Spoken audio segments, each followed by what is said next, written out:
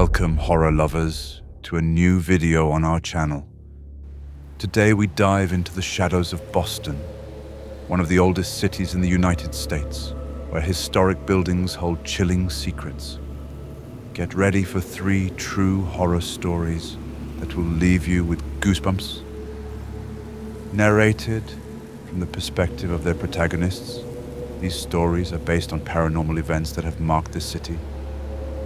So turn off the lights, turn up the volume, and don't move, because the fear is about to begin. Story 1. A student who never left MIT. I'm Alex, a freshman at MIT. I've always been fascinated by mysteries, and when I arrived on campus, I heard rumors about a student who died decades ago, and whose spirit never left these halls. I decided to investigate, though now I wish I hadn't. One night in the library, I found a dusty record about Jonathan, a physics genius who disappeared in 1920 while working on a secret project. His body was never found, but rumors said that his soul was still here. Intrigued, I made my way to the building where he worked, an old dark place in the heart of campus. As I entered, I felt a chill. The air was heavy, as if someone was watching me. I walked through the empty hallways, and suddenly I heard footsteps behind me.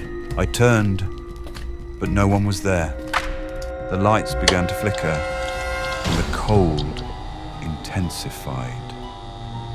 Then at the end of the hall, I saw him. A young man in clothes from the 20s, looking at me with empty eyes. I tried to get closer, but it disappeared. I ran to the exit, my heart pounding. When I went through my backpack, I found something that wasn't there before, an old journal. It was Jonathan's. In it, it described an experiment to manipulate time. The last entry read, "I have discovered something that I should not have found. They are watching me. I'm scared." I couldn't stop thinking about those words. I investigated further and discovered that Jonathan had created a temporal anomaly that trapped him forever. One night, while I was sleeping, a noise woke me up. I opened my eyes, and there was Jonathan at the foot of my bed with a look of despair. He whispered, "You must stop them. Don't make my mistake." Arrest whom? I didn't know it. But the next day I found an article about scientists at MIT who were replicating their experiment. I went to the laboratory, confronted them, and told them everything. At first, they didn't believe me, but they found evidence of the anomaly. With my help, they disabled the device, and I felt something release into the air. Since then, no further sightings have been reported at MIT. But sometimes when I pass by that building, I feel like someone is watching me. Although there are no specific records of a student like Jonathan at MIT, this university, founded in 1861, is known for its advanced scientific projects, some shrouded in secrecy. Old campus buildings and legends of students who died tragically have fueled ghost stories. Nearby universities, such as Boston University, also report paranormal activity in dorm rooms, suggesting that MIT might have secrets of its own. Story 2. A colonial figure on Beacon Hill. I'm Sarah, a history major at Boston University. I moved to Beacon Hill because I love its colonial vibe, with cobblestone streets and houses that seem to whisper stories of the past. But I never imagined that one of those stories would find me. One night, as I was walking through the neighborhood, I saw a figure in a corner. He wore colonial clothes with a long coat and a 3-cornered hat. He stared at me and then vanished into the fog. I thought it was my imagination, but I couldn't get it out of my head. I researched in the library and discovered the story of William, an 18th century merchant who died mysteriously in Beacon Hill. Rumors said that his spirit still haunted the streets. I decided to visit his old home. Now, a museum. During the visit, I felt a presence behind me. I turned, and there he was, William, standing in the doorway, eyes full of sadness. He whispered, "Find my diary, reveal the truth." Then he disappeared. My heart was pounding, but I couldn't ignore it. I spent days searching the museum until I found a diary hidden in the attic. In it, William talked about his love for a woman named Elizabeth and about a secret society of merchants who trafficked slaves. The last entry read, "They have discovered my betrayal. They will kill me tonight." Horrified, I investigated further and discovered that William had tried to expose that society. But he was murdered. With the help of a historian, I published the truth about their crimes. Since then, no further appearance of William have been seen on Beacon Hill. But every time I pass by his house, I feel a cold breeze, as if he thanks me.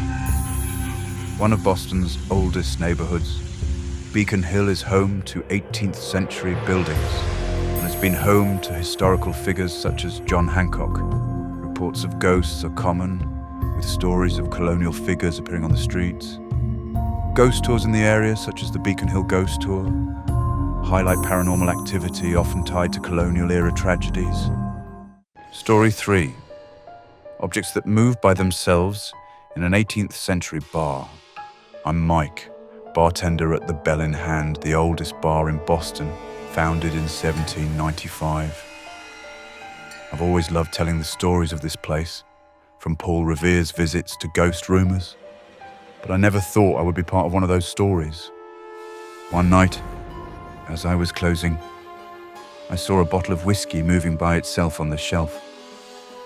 I thought it was a trick of the light, but the next day I found a chair overturned in the center of the bar. Even though I was alone, I began to hear whispers and feel cold drafts, even on warm nights. I researched the history of the bar and discovered that it was famous for paranormal occurrences.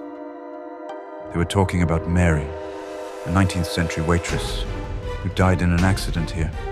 I decided to stay one night after the closing with my cell phone recording.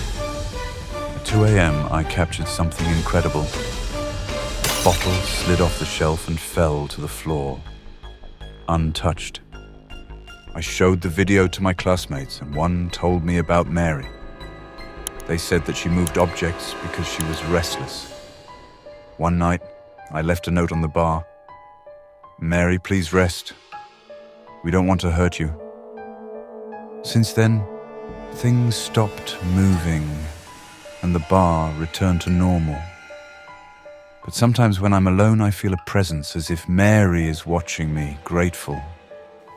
The Bell in Hand, founded in 1795, is one of the oldest bars in the United States and a historic meeting point for figures such as Samuel Adams. The Bell in Hand. Although there are no specific reports of objects moving in this bar, other historic Boston bars, such as Ned Devine's at Faneuil Hall, are known for paranormal activity, including objects that move on their own, ghosts of Faneuil Hall. And there you have it. 3 true stories that prove that in Boston, the past never stands still. If these stories made your hair stand on end, leave us a comment telling us which one scared you the most, or if you have experienced something paranormal. Don't forget to like and subscribe for more spooky videos. But beware, if you don't subscribe, who knows if Jonathan, William, or Mary will decide to visit you tonight, moving your things around or whispering in the dark. See you in the next video, if you dare.